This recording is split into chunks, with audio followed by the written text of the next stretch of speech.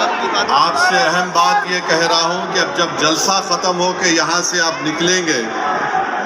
آپ لوگ پرامن طریقے سے اپنے اپنے مقامات کو جائیں گے۔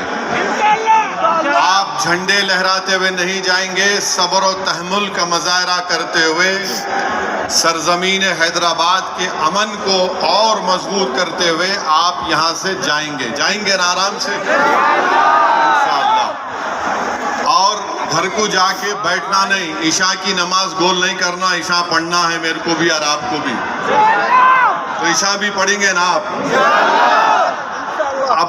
مسئلہ یہ ہے کہ کسی شاعر نے اچھا کہا تھا، جب ضمیر و ظرف کا سودا ہو دوستو،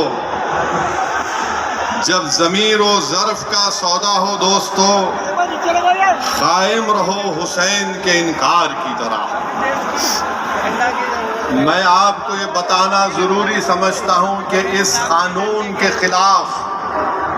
آل India Muslim personal law board نے جو احتجاج کا پروگرام دیا، ہم صرف ایک زمین کو بچانے کے لیے نہیں احتجاج کر رہے، ہم صرف اپنی مسجد یا درگاہ یا خانقاہ یا امام باڑہ کو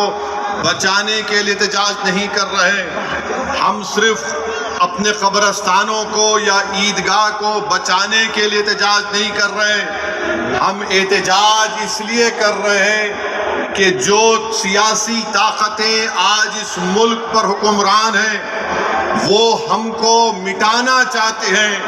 اور ہم ان کو یہ بتانا چاہ رہے ہیں کہ ہم اپنے آپ کو مٹنے نہیں دیں گے، انشاءاللہ تعالی جمہوری طریقے سے تم مٹ جاؤ گے۔ ہم ان کو بتانا چاہ رہے ہیں کہ ہم جھکنے والے نہیں ہیں، ہم انگریزوں کی 200 سال کی غلامی کو قبول نہیں کیے، تو ہم تمہارے اقتدار میں تم جو بیٹھے ہو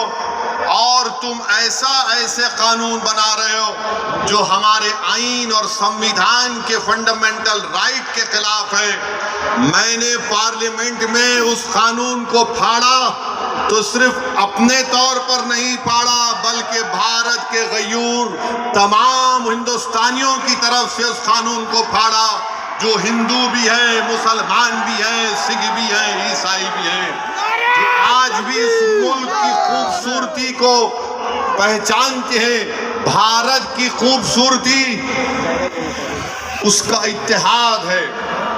بھارت کی خوبصورتی اس کا بھائی چارہ ہے، بھارت کی خوبصورتی نریندر مودی نہیں ہے میرے عزیز دوستو، بھارت کی خوبصورتی اس کا بھائی چارہ ہے، بھارت کی خوبصورتی اس کی مسجد بھی ہے، مندر بھی ہے، درگاہیں بھی ہے، خانقاہیں بھی ہے، اور جو لوگ اس بھائی چارگی کو ختم کرنا چاہتے ہیں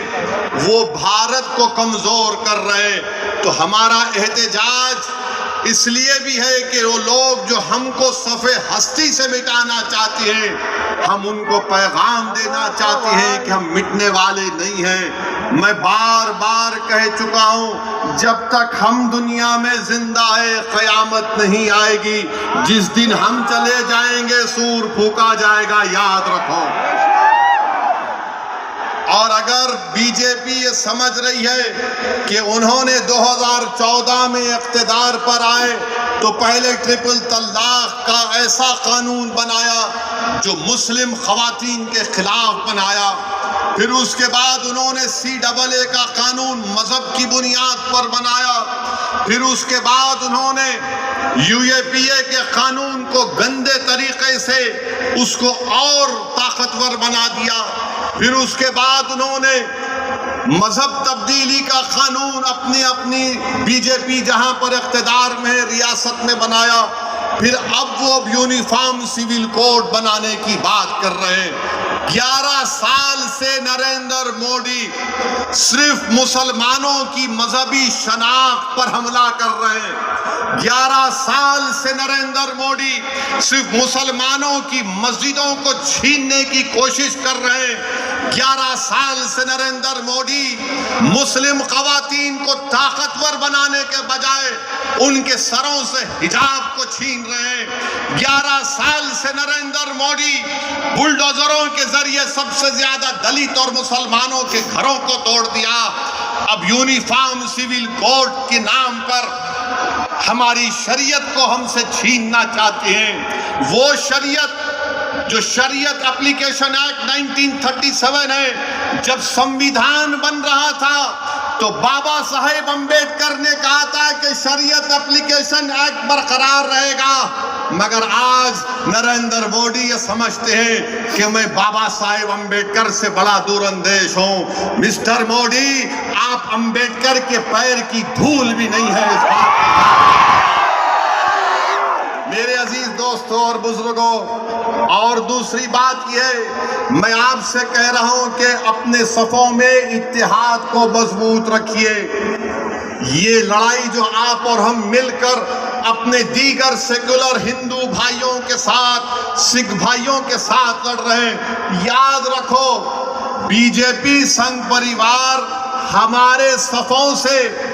بعض میر جعفر، میر صادق کو کھڑا کرے گی، ان سے احتیاط کرو۔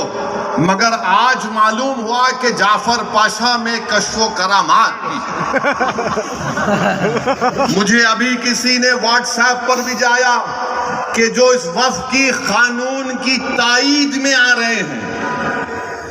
جو بڑی بڑی باتیں کرتے ہیں، خواجہ اجمیری کے آستانے سے ان کا تعلق ہے، جعفر پاشا کی تقریر کو لائیو بیٹھ کر دیکھ رہے تھے۔